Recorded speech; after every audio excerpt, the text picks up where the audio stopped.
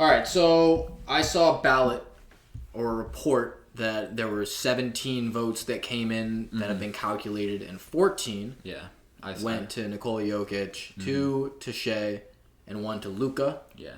I personally am fairly impartial about the MVP award this season. I feel like, obviously, if you have a horse in the race, you're a Nuggets fan, you're a Mavs fan, you're a Thunder fan, you would feel passionately about it. For me, I think you can make a case for all the guys. The thing that I'm the most annoyed about probably is that we're not seeing as much Luka Doncic representation. Given the season he's had, obviously. I mean, you can just look up the stats in the big games and the big shots, and not just that, but of course the expectations were kind of moving the goalpost here because most people didn't think this team was going to make the playoffs, or maybe they'd end up being a play-in team. I had them as a play-in team before the season started. And so did many people. Yeah. This was not a team that we thought would be where we are. Yeah. They're the 5th seed, but they won 50 games, and they're as dangerous as any team in the league. Great-looking team. And yet, Luka's not the favorite, despite he's putting up numbers that, like, I don't know if anybody's put up these numbers ever. Otherworldly numbers. It's beyond, it like breaks the game. I don't think anyone's ever done this before. 35, 10, and 9 is kind of like insane. 1.5 steals, half a block. Like, Luka's MVP case is so strong, and I feel like the only reason that he's not the favorite is because they're expecting him to have a better season in the future, which doesn't really work with me. To me, Luka would be my MVP. I don't think that this is one of Jokic's like top years. Okay. This is like, I'm not. Let's just, here's my piece on Nikola Jokic first. I think it's very surprising. Like, I'm not going to sit here and be mad because I would clearly state he's the best player in the league. Until proven otherwise. Yes. I think it would take a lot to do. Like, Luka has to get to the finals. Luka has to beat Jokic and win the championship. Someone's got to beat Joker when it matters. Like, we can talk about these regular season games or whatever, but you know that with him, my thing with him is that this is the first season of Nikola Jokic's career where he didn't clearly get better. Yeah. Every season of his career, he's taken a step. He got the championship. And it makes sense. Like, you get the championship, you don't need to show that you are, like, still getting better necessarily if you're winning all these games. There were instances where they were kind of just coasting through the season. Like, they started off the season, it was looking like there was a little bit of a championship hangover, or Nikola Jokic, just games where it felt like he wasn't necessarily, as assertive as he could have been. He's not turning the aggression all the way up. And they're not winning 65 games. They're not doing, they could be doing, I would say, what the Celtics are doing, but they're not. Yeah. Because they're not playing, they're going for a championship. They're not trying to break a record of wins or whatever. So I think it's really interesting because Joker's already won MVPs. He's in the conversation every year. And because voter fatigue exists, why is he getting so many votes? He didn't get better necessarily in terms of just general play. Like, he didn't play better than he did last year. But for some reason, he's this overwhelming favorite. We don't expect this team to be like, I don't know, bad. This is like a team we think is going to win 60 games. They won 56. So where is all this excitement coming from? What is it really that stands out about him this year compared to any other year? So I think we've kind of lost the narrative for MVP. The past few years, it kind of seems like we're just giving people MVPs because we messed up on MVP before. Like, yeah, Embiid should be an MVP, but I don't know if he should have been the MVP last year. Okay. I think Jokic should have been the MVP last year, and that's just how I like take it. You know, like that's how I'm looking at it. Like, Jokic is this heavy favorite. One, because the Nuggets are coming off of a championship. He's kind of cruised, and that might be some people's case where it's like, well, he looks like he's been playing at 50% and he still looks amazing. Yeah. And I can see that. I'm not going to take away anything from Jokic's case. I think honestly all three guys, because I think Shai's had an amazing year. I think they all have great cases for the MVP, and it's really about what you want more. I think since Jokic just was able to set up the narrative at the beginning of the year, and he kind of took a lead after Embiid got hurt. They were just... So Embiid had the lead. Yeah. So they were just ready. So my thing about Shai, he was my pick, like about halfway through the year. Yeah. It was... Same. pretty much him versus Joker after Embiid goes down. Shai or Joker. Yeah, same. I'm picking Shai, or Tatum was in that conversation too for a little bit. Mm-hmm. I didn't get the Tatum thing at all. I never do. But that's just the Tatum thing. The Tatum thing showed up at the All-Star break. There was a lot of It promo. started. The Tatum PR was like going crazy. The teammates were just hyping him up, like we're gonna get this guy MVP. But then it's like, dude, are you even the best player on your team? All right, that's another conversation. But for Shai's case, let's go off expectations, right? Mm-hmm.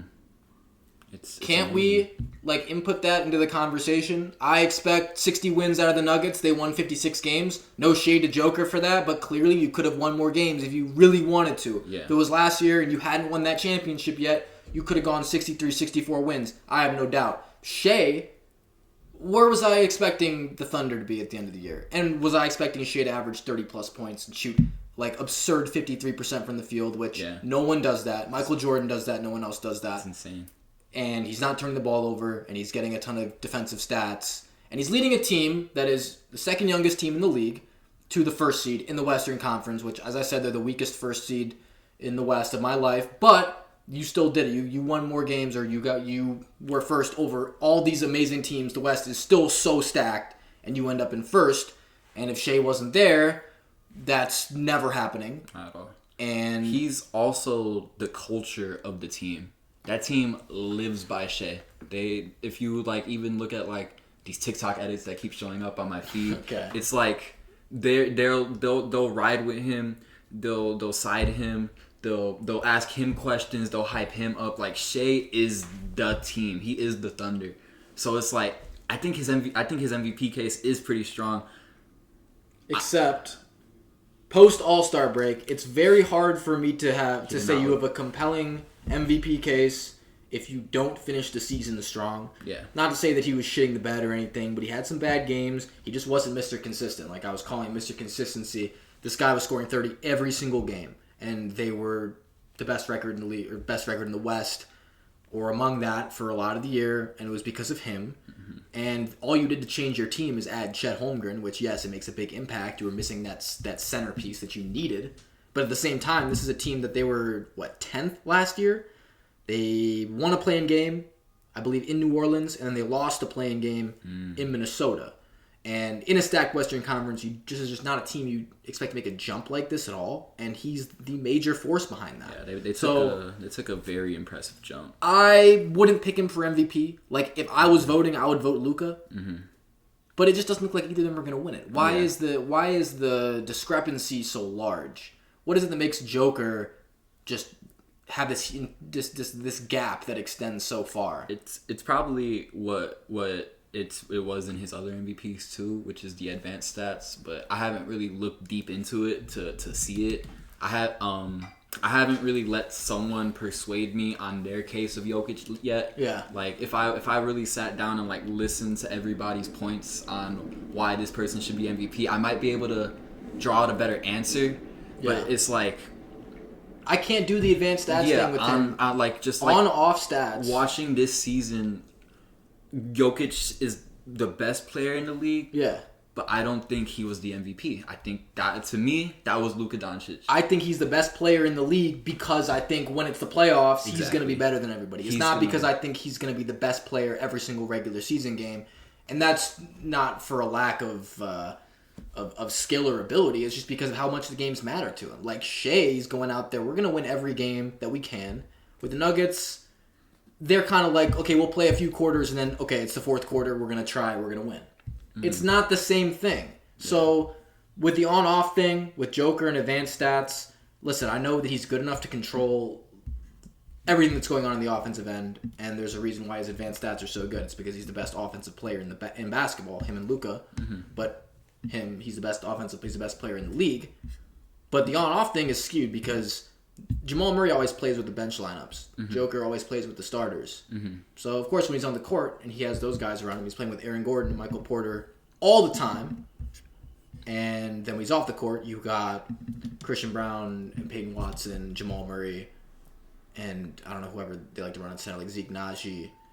It's just not the same team. It's not. So I will say those numbers are a little bit skewed. I will say, though, when Jokic is off the court, I could feel it. It's bad. Like the Nuggets are not a great team. No. It's like it's probably the same thing with Shai and obviously the Mavericks, where it's like all these players are off their teams. These teams are not like amazing. Right, but with the Mavs, you have Kyrie. Yeah. So if Luka's on the court, okay, Kyrie can handle the burden of running an offense for 10 minutes. Definitely. With the Thunder, J-Dub is proven that he can do that, but also the Thunder just have a deeper team. Like, they just have a greater balance. And they can always play together. The whole team trusts each other. The thing about the Thunder that is really good, like, even though I'm not a believer in what they can do in the playoffs, unless they get New Orleans in the first round, that's pretty much my only hope for them. They do have a great coach in Mark Daigneault. They play together. It always feels like it doesn't matter who's on the court. Like, they're always playing the same, even if Shai's not on the court. Yeah. I don't think that should be a hit against Shai's MVP status at all, but that's just a sign of a good team. He establishes that, and he gives them the confidence because he's their star, and they believe that he can take them as far as any team. That being said, they're young, so I just don't really believe in them. But for a regular season team, that's as good as you can ask for. Yeah. So, yeah, my basically takeaway for the MVP, and I would vote Luka if I had a vote.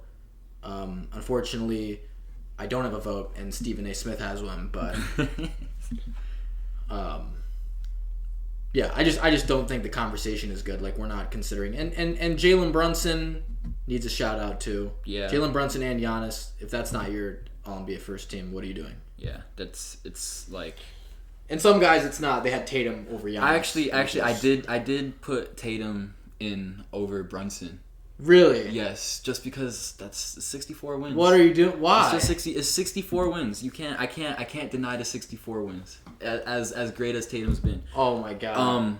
But I don't think I think it's like splitting hairs. Really, it could go either way. I don't think it could go. I'm not gonna be mad. Jalen Brunson did 40 points in 4 games in a row. OG Anunoby missed a month or two. Julius Randle's been out the whole second half of the season. Mitchell Robinson missed half a season. You traded away Grimes. Okay, it doesn't really matter. And your second best player is Dante DiVincenzo, and you won 50 games because Jalen Brunson's averaging basically 30 points per game.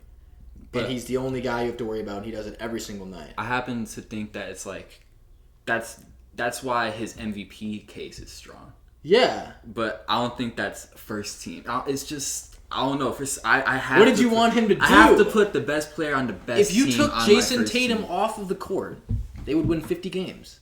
Yeah, maybe. If you took Jalen Brunson off the court, they're not making the playoffs. No, they're not because everybody's hurt on that too. Okay, Jalen Brown and Derek White. I get it. Kristaps Porzingis. This is an insanely stacked team. This team is. They don't need Jason Tatum. He's just like the face of the team. Jalen Brown, best season of his career. Jalen Brown did have a great season. I want to see Jalen Brown hoop in the playoffs, though. Better than last year, because last year was a horrible stinker. Caleb Martin. Last year was very embarrassing for Jalen Brown. Yeah, it was. So I'm going to need him to bounce back. I didn't even realize that the Celtics win percentage was almost 80%. But you can't... That's actually even with him getting paid all that money... You have nothing to complain about for Jalen Brown. He's been fantastic. He's been amazing. I saw some people put him on their third team. I did too. You did? Yeah. Absolutely. Jalen Brown is All-NBA. Derek White is an all-star player. I don't care what anybody says.